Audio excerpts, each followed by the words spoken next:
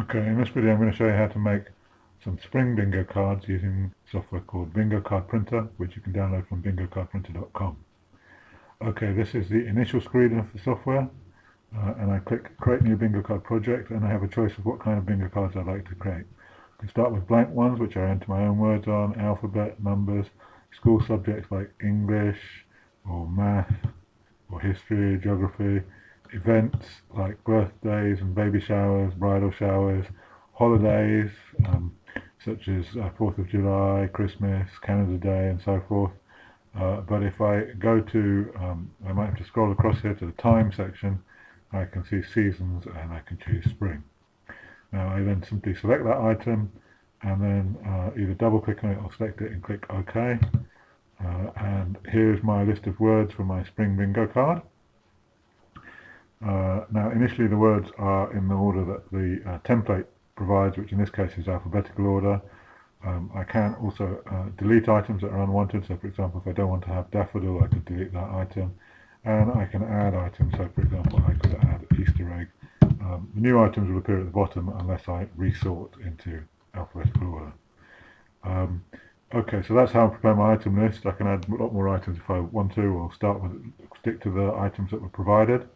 I can now choose the size of bingo card I want. The default in this case is a 5x5. I can make a smaller 3x3 bingo card, 4x4, 5x5 is the standard. I can also make larger bingo cards like 6x6, but in this case I haven't entered enough items to fill up a 6x6 or 7x7, so I'll stick to 5x5.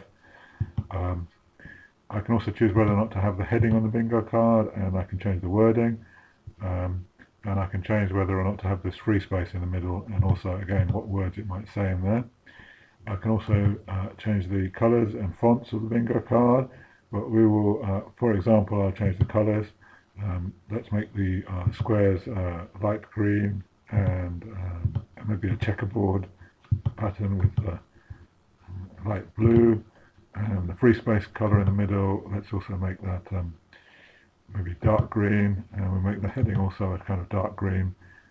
Perhaps the heading colors will be yellow on top of the dark green.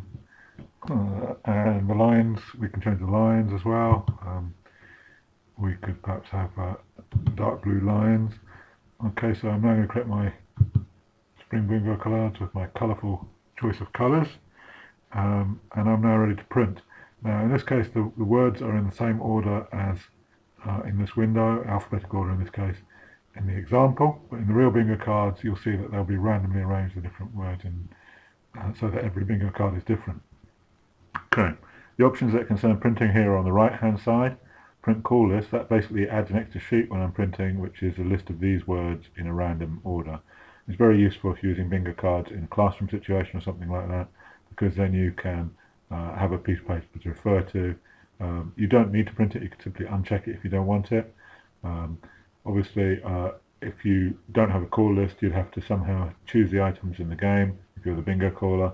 So you can either draw the items out of a hat manually, or there is an option in the program to choose items for you as you play the game, which I'll show you at the end of the video. Also, I can choose how many bingo cards to print per page. If I put more bingo cards on a page, I would potentially print up to 4 per page, and that would allow me to save paper if I'm producing a large number of bingo cards. The downside is each bingo card might be smaller, and I might also have to cut up the paper in order to give 1 bingo card to each player.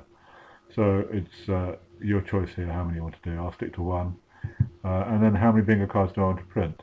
I can put in 1, I can put in 10, I can put 100, I can put 1,000, I can put up to 9,999, however many I need. So in this example, let's say I need 50. And I'm now ready to go.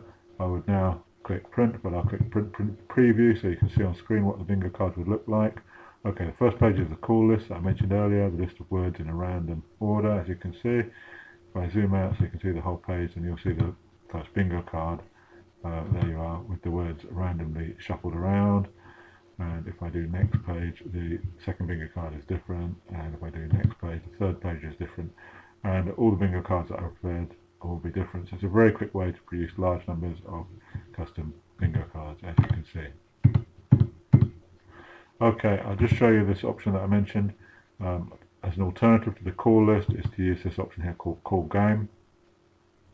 What happens here is it will choose an item at random and display it in this window. When I click next, it will choose another item at random and display it in the window, and it will show me the previously selected items. So it's another way to play the game if you're a bingo caller.